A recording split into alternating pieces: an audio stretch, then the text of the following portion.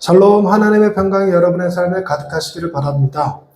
기독교에서 전해져 내려오는 전승 가운데 가장 중요하게 여겨지는 것은 성만찬 전승이라고 불립니다. 예수님께서 자신의 살과 피를 상징하는 떡과 포도주를 내어주시면서 그것이 우리를 구원하는 주님의 생명임을 말씀하셨던 그 전승인데요. 이 성만찬 전승은 많은 사람들로 오해를 일으키기도 했었습니다. 그래서 한때는 이 기독교가 식인, 사람을 잡아먹는다라는 오해를 받게도 만들었죠. 도대체 그런 오해가 어떻게 나왔을까? 예전에는 사람들이 다른 사람들의 눈을 피해서 몰래 동굴 속에서 예배를 드리다 보니까 그것을 바깥에서 엿듣던 사람들이 이는 너희를 위한 나의 살이다. 이는 너희를 위한 나의 피이다. 이러고 살과 피를 먹는다라는 표현을 쓰니까 그걸로 오해를 했던 거라고 하더군요. 그래서 심지어 그 오해가 퍼지면 어떻게 할까요? 이 기독교는 어린아이 하나 잡아서 잡아먹는 종교다라는 얘기까지 퍼졌다고 그래요. 예수님이 사역하시던 당시에 제자들에게 이 성만찬 전승에 아주 중요한 교훈을 주셨습니다. 다른 본문들은, 다른 복음서들은 실제로 떡과 포도주를 떼면서 그 말씀하셨지만 지금 여기서는 요한복음에서는 실제로 떡과 포도주를 떼는 것이 아니라 상징적으로 말씀하시는 거예요. 내가 너희에게 줄 살이 있다, 내가 너희에게 줄 피가 있다, 이렇게 말씀하셨습니다. 이 살과 피가 지난 시간에 우리가 무엇을 상징하는지 설명을 드렸었습니다. 그래서 그 살과 피가 직접적으로 살이고 피다라기보다 그 안에 담겨져 있는 예수님의 깊은 뜻에 관하여 말씀을 드렸었는데 이것이 그 이야기를 듣는 제자들로 하여금 혼돈케 했어요. 도대체 저게 뭔 말이야? 쉽게 알아듣지 못했습니다. 문제는 알아듣지 못하니까 어떤 일이 벌어지느냐? 60절 말씀입니다. 제자 중 여럿이 듣고 말하되 이 말씀은 어렵도다. 누가 들을 수 있느냐? 이 말씀은 어렵도다. 누가 들을 수 있느냐? 그리고 그 결과 어떻게 되었느냐 하면 66절에 그때부터 그의 제자 중에서 많은 사람이 떠나가고 다시 그와 함께 다니지 아니하더라. 예수님께서 행하셨던 놀라운 일들이 있습니다. 죽은 자를 살리고 병든 자를 고치고 오병이의 기적을 행하시고 무리를 거르시고 다양한 일들을 행하였지만 그럼에도 불구하고 예수님이 이 살과 피, 성만찬 전승에 대해서 얘기한 것이 사람들로 하여금 이 예수를 따를 수가 없다라고 생각하게 만드는 계기가 됐다는 거예요. 다른 모든 좋은 점, 장점들 다 뒤엎어버릴 만큼 이들로 하여금 갈등하게 만든 것 성만찬 전승이라.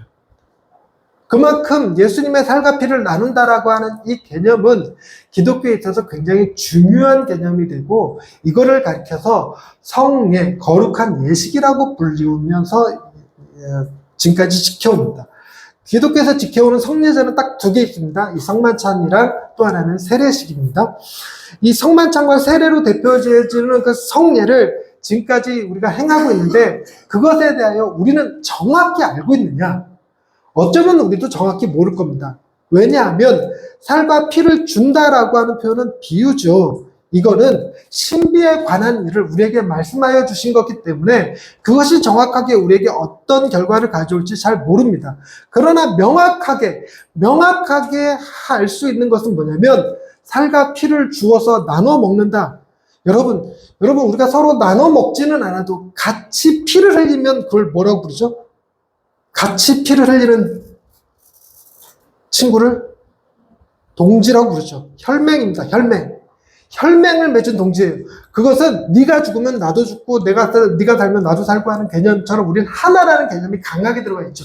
그것보다 더 강한 게 내 살과 내 피를 줄게 하고 그 살과 피를 받아먹는다면 그것은 우리가 어떤 의미인지 명확하게 알지 못해도 그리스도와 하나됨을 의미하죠. 그리스도와 하나됨.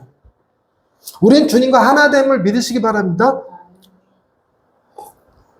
이것이 가져오는 굉장히 큰 의미는 무엇이냐면 주님이 우리를 대신하여 십자가에 달리시고 죽으셨습니다.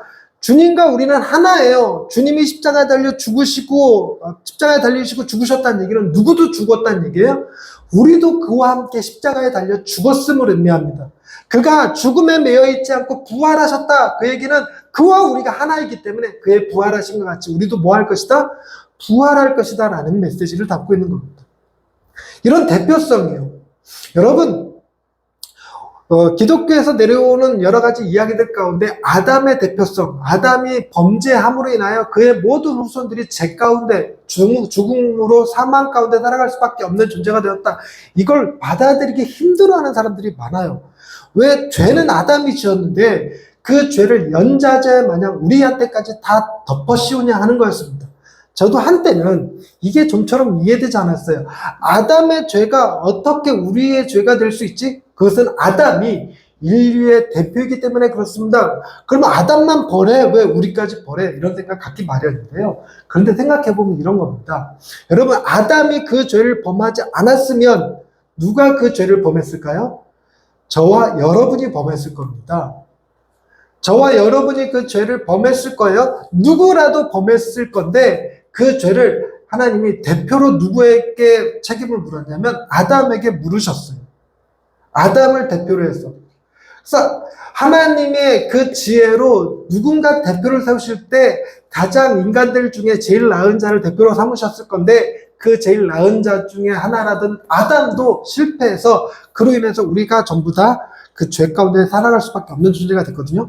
저는요, 아담이 우리를 대신해서, 아담이 지은 죄로 인해서 우리가 같이 죽을 수밖에 없다는 거 기분 나쁠 때가 있었지만, 어쩔 때는, 야, 아담이 대표가 되어줌으로 내가 그나마 덜 창피하게 됐구나. 어차피 내가라도 할 판인데, 나 대신 해줬다면, 그래서 사람들이 이 아담의 후손으로 욕을 먹는 게 차라리 낫지 재훈의 후손으로 욕 먹는 건 그건 더 나쁘지 않습니까? 그래서 살짝 다행이다라는 생각도 들긴 해요. 그런데 그 동일한 원리, 아담이 우리 죄의 대표성을 가진다면 동일한 원리로 예수 그리스도가 우리의 구원의 대표성을 갖는다는 거예요. 그래서 그분의 죽으심과 부활이 나의 죽음과 부활이 되고 그분이 하나님의 아들 되심이 우리에게도 동일하게 적용돼서 우리도 하나님의 자녀가 되는 그 놀라운 대표성이에요. 그 대표성을 다르게 설명할 길이 뭐겠습니까? 살과 피를 준다는 거죠. 살과 피를 준다는 거. 그런데 이 말씀이 어렵다라고 느껴지는 이유가 있습니다. 어렵다라고 느껴지는 것. 우리는 그걸 어릴 적부터 쭉 들어와서 별로 어렵지 않게 느끼는 경향이 좀 있는데 이스라엘 백성들은 당시에 하나님과 인간은 명확하게 다른 존재예요. 완벽하게 다른 존재입니다. 그래서 하나님은 인간이 되실 수 없고 인간 역시 하나님이 될 수 없다는 생각을 가지고 있었어요. 그랬는데 예수님이 자기가 하나님의 아들이라고 말씀하셨거든요. 그리고 지금 따르고 있는 제자들은 그 말을 믿었기 때문에 따르는 거거든요. 그 말에 동조하고 따르는 겁니다. 그걸 보여주는 말씀이 68절에 시몬 베드로가 대답하되 주여 영생의 말씀이 주께 있사오니 우리가 누구에게로 가오리까? 우리가 주는 하나님의 거룩하신 자이신 줄 믿고 알았사옵나이다. 이렇게 대답하죠. 그러니까 이게 믿음의 근거였단 말이에요. 그런데 자기네들도 그 예수와 같이 하나님의 자녀가 될 수 있을 거라는 암시를 띠는 이 메시지는요. 살과 피를 주신다는 메시지는요. 용납이 안 되는 거예요. 여러분은 하나님의 자녀임을 믿습니까? 아멘. 그러나 좀처럼 믿어지지가 않고 우리가 기도할 때 맨날 이 종 그래요. 이 백성 그렇죠. 우리는 하나님의 백성이라는 말과 하나님의 종이라는 말은 정말 편하게 받아들여지는데 하나님의 자녀라는 말은 자꾸만 우리는 그거를 상징처럼 느껴요. 진짜로 하나님의 자녀가 아니라 하나님의 자녀 같이 대우받는다라는 생각이죠. 그런데 그 자녀 같이 대우받는다는 것도 이스라엘 사람들 생각에는 무엇이 담겨져 있냐면 그건 신성모독해요. 있을 수 없는 일입니다. 여러분 단순한 생각으로 여러분 보기에 제가 하나님의 아들로 보이십니까? 아무리 그 설교를 해도 전재훈 목사가 하나님의 아들로 보이지는 않잖아요. 그런데 만약에 여러분들이 그래 지금은 아닐지라도 명확하게 예수님께서 말씀하셨으니까 전재훈 목사님은 하나님의 아들이셔 자녀야 라고 생각되면 여러분 제 모습을 통해서 하나님이 상상이 됩니까? 하나님이 저를 통해 영광을 받으실까요? 저를 통해 그 이름이 먹칠 당하실까요? 근데 우리는 우리 자신을 너무 잘 알죠. 여러분이 저를 보면서 제가 그 11계명을 잘 지키잖아요. 들키지 마라. 잘 지키다 보니까 우리 전재원 목사님은 거룩한 분이셔 라고 생각할지 몰라도 여러분 자신은 여러분을 알잖아요. 그러니 내가 하나님의 자녀야? 하나님은 그렇게 말씀하셨을지 몰라도 내가 용납이 안 되는 거야. 나같이 연약한 자가, 나같이 어리석은 자가, 나같이 죄 많은 자가 하나님의 아들이라고 이게 좀 저를 받아들이지 않는데 이스라엘 백성은 그게 달해 있었던 거죠. 그걸 말하는 순간 예수님이 말씀하셨던 살과 피를 받아서 나도 하나님의 자녀가 됐다고 말하는 순간 신성모독으로 돌에 맞아 죽을 수도 있었습니다. 그만큼 심각했어요. 그래서 제자들 중에 여럿이 떠나갔다라는 말 속에는 뭐가 담겨져 있냐면 그들은 죽음을 두려워했던 겁니다. 그 말을 동조하는 순간 신성모독죄를 범하고 사람들이 자기에게 돌로 칠 수도 있다는 생각이 드는 거죠. 그래서 그들은 떠나갑니다. 주님을 위해서 희생할 마음이 없는 거예요. 주님을 위해서 주님과 같이 희생할 마음이 없는 거죠. 그런데 주님이 살과 피를 주는 건 우리에게 희생을 요구하시는 겁니까? 아니면 당신이 희생하실 것을 얘기하는 겁니까? 왜냐하면 주님이 우리에게 살과 피를 주시지만 너희의 살과 피를 달라 말씀하시지는 않으시죠. 우리에게 주님은 우리가 당할 고난을 친히 직접 당하실 것입니다. 그렇게 하심으로 우리가 우리의 조건과 상관없이 하나님의 자녀가 되게 하실 거예요. 우리는 우리의 무엇을 늘 보면서 판단하냐면 우리는 우리의 생긴 거 보고 판단하거든요. 생긴 거 보고. 목사님이 어떤 분인지 모르지만 생긴 거 딱 보니까 결코 하나님의 자녀 같진 않아요. 여러분들이랑 뭐라고 다르겠습니까? 우리 피차 일반이지. 그러니까 우리는 겉모습에 많이 좌우됩니다. 우리가 하는 일에, 우리가 하는 말에 많이 우리의 자격이 있다고 생각하기가 쉽죠. 그래서 우리는 좋은 옷을 입고 싶어 하고, 머리, 화장, 이런 것에 돈 들이고 신경 쓰는 겁니다. 근데 주님은 뭐라고 말씀하셨냐? 그것에 의해 우리의 생각이 좌지우지 될까봐 하신 말씀. 63절 말씀. 다 같이 읽어봅니다. 63절 말씀. 시작. 살리는 것은 영이니 육은 무익하니라. 내가 너희에게 이른 말은 영이요 생명이라. 여러분, 살리는 것은 영이고 육은 무익하다라는 말을 오해하시면 우리의 육체는 쓸모없는 존재구나라고 생각하시면 안 돼요. 예수님이 부활하실 때 몸이 있으셨을까요? 없으셨을까요? 있었어요. 몸이 있었어요. 그래서 우리는 사도신경 할 때 무슨 부활을 믿는다고 고백합니까? 몸의 부활을 고백하는 종교예요. 세상에 있는 다양한 종교들 가운데서 몸을 긍정하는 유일한 종교입니다. 다 몸을 부정하다고 해서 억압하는데 기독교는 몸을 귀한 존재라고 여겨요. 그래서 몸신학, 생명신학이라는 것이 따로 존재하기도 합니다. 그런데 예수님의 이 말씀을 오해해서 영이 중요하고 육은 무익한 거야 라고 생각한다면 오해할 가능성이 많아요. 무엇에 관련돼서 육이 무익하다고 말하는 거냐면 여러분, 육은 가치가 없다라는 의미가 아니라 무엇에 의해서? 생명, 살리는 것에 의해서, 살리는 문제에 있어서는 육은 무익해. 육으로 영은 못 살려요. 육으로 영은 못 살려요. 무익합니다. 전혀 도움이 되지 않아요. 몸도 어느 정도 따라야 되는 게 아닙니다. 살리는 건 뭐가 한다고요? 영이 한다고요. 여러분, 우리가 육이 영에게 어느 정도 영향을 줘서 조금이라도 살릴 수 있을 것 같으면 예배 시간에 지각한 니들은 어디 가겠어?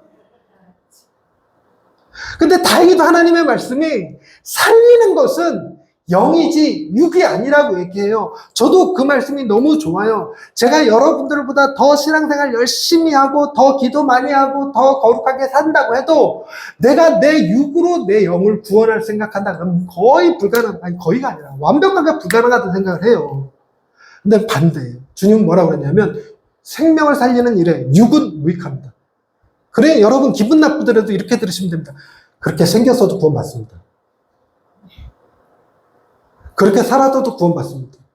우리를 살리는 것은 육이 아니라 영이기 때문에 그래요. 그리고 주님이 말씀하신 것은 영이요 생명이기 때문에 살과 피를 준다? 육의 개념이 아니라 영의 개념, 너희를 구원하는 개념이라고 말씀하시는 거예요. 그런데 놀랍게도 오늘 본문에서 약간 부정적인 요소가 하나 딱 개입이 되어 있습니다. 그게 무엇이냐면 예수님의 제자들 중 예수님을 팔 자가 끼어 있다는 겁니다. 예수님의 제자들 중 예수님을 팔 자, 예수님을 배신할 자, 예수님이 이렇게까지 그들을 사랑하여 주셨음에도 그 예수를 배반할 자가 있어요. 그 사람의 이름이 뭘까요? 가룟 유다. 가룟 유다. 이렇게까지 해주는데 그 사람의 이름이 뭘까요? 가룟 유다. 그러면 예수님이 살과 피를 가룟 유다에게는 안 줬을까요?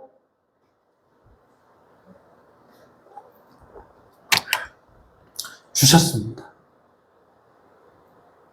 주셨어요. 그들 중에 한 사람인 가롯 시몬의 아들 유다를 가리키심이라 이는 12 중에 하나로 예수를 팔 자라. 그래도 주님은 그 제자를 사랑하셨어요. 주셨어요. 그를 살리기를 원하셨어요. 그 결과 가룟 유다가 살았는지 어쩌는지 천국에 갔는지 어쩌는지 잘 모르겠어요. 이제 대체적으로 신학은 가룟 유다는 지옥에 갔을 거라 생각을 해요. 그렇게 생각을 하지만, 그런데 우리 이 말씀 속에서 뭘 바라보고 있냐면 육은 무익하고 영이 살린다. 그 영은 누구로부터 살고? 주님이 주시는 살과 피로 살고. 가룟 유다가 살았을까요? 죽었을까요? 영생을 얻었을까요? 못 얻었을까요? 그래서 우리는 뭐라고밖에 대답 못하는 게 맞는 거냐면 모른다. 차라리 모른다. 그게 정직해요. 가룟 유다가 지옥 갔잖아요. 뭐 때문에? 자살했으니까요. 자살하면 지옥 간다는 말이 성경에 써있지 않습니다. 절대로.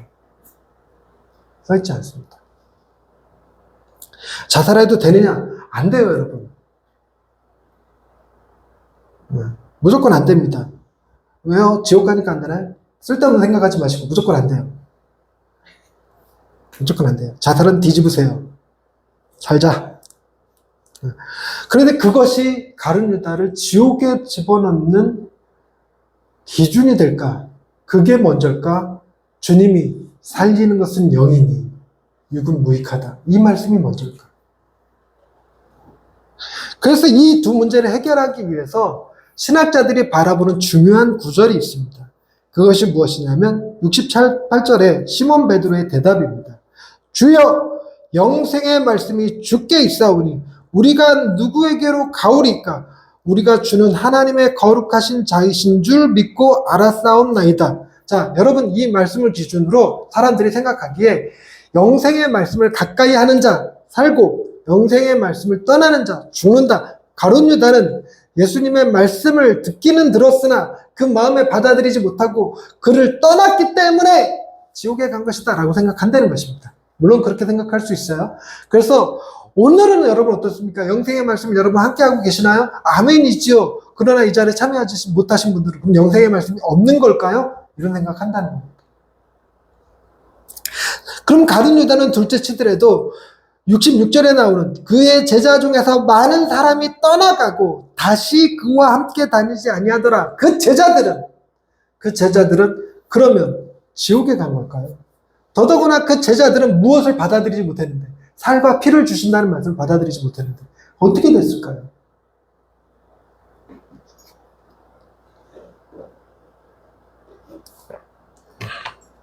이런 논쟁에 대해서 제가 가장 설득력 있게 느껴지는 건 그겁니다. 여러분, 예수님의 살과 피는 상징이라고 말씀드렸습니다. 비유. 그것의 그 실현, 그것이 실제로 드러난 사건은 뭘까요? 살과 피를 우리에게 주시는 실제 사건. 십자가.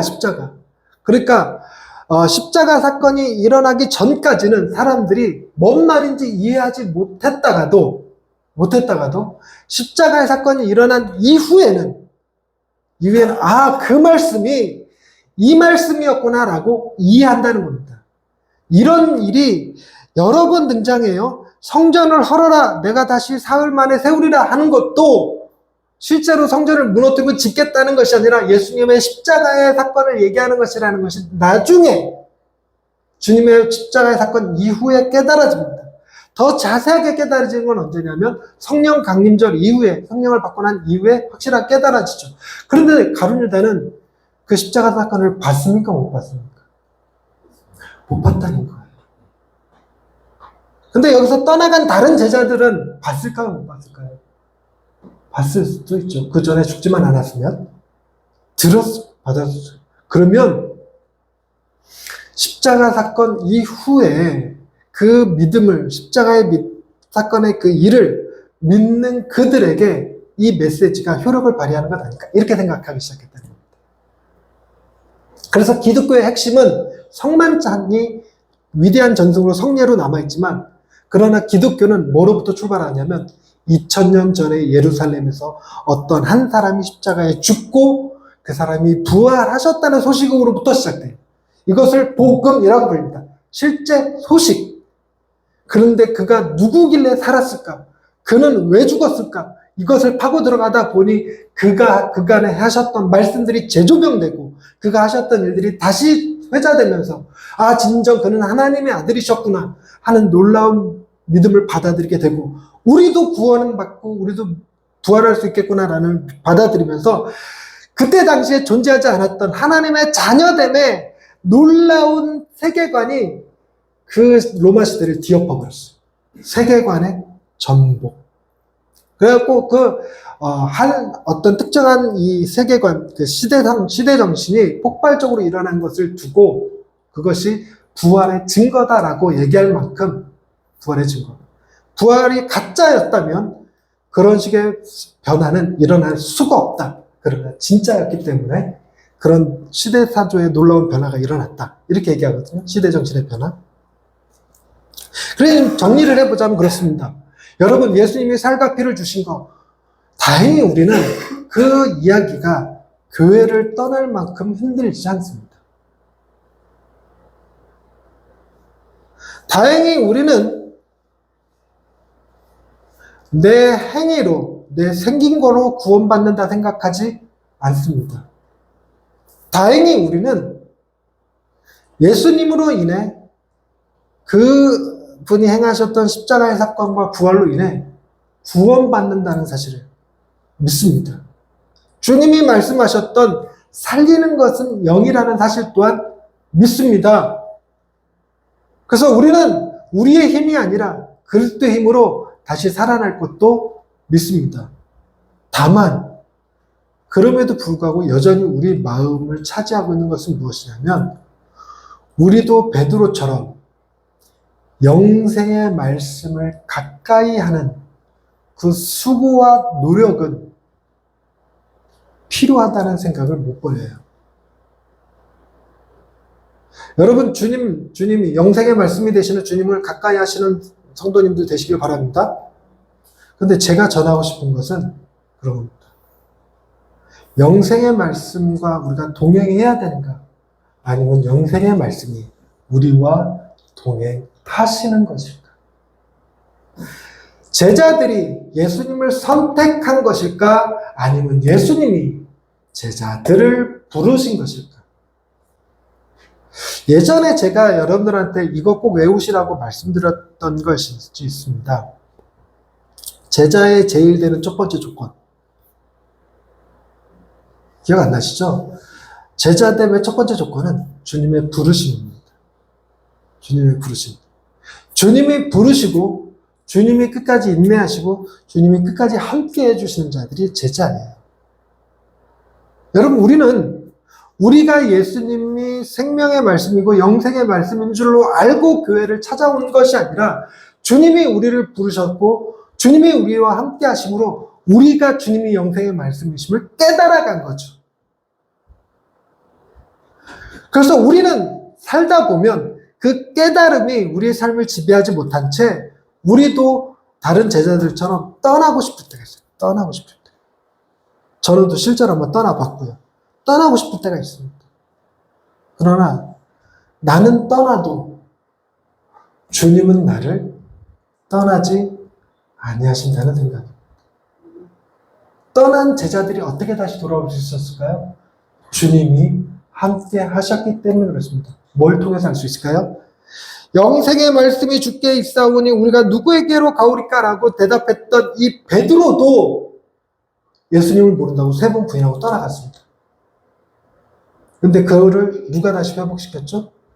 예수님이 베드로를 찾아오셔서 네가 나를 사랑하느냐 3번 물으시고 그가 사도 중에 으뜸이 되게끔 세우셨죠. 그게 주님이 우리에게 행하신 일입니다. 그래서 우리는 때론 지치고 힘들어서, 때론 마음에 갈등이 되고 어려워서 주님을 떠날지라도 여러분, 주님이 결코 우리를 떠나지 않으심을 믿으실 수 있기를 바랍니다.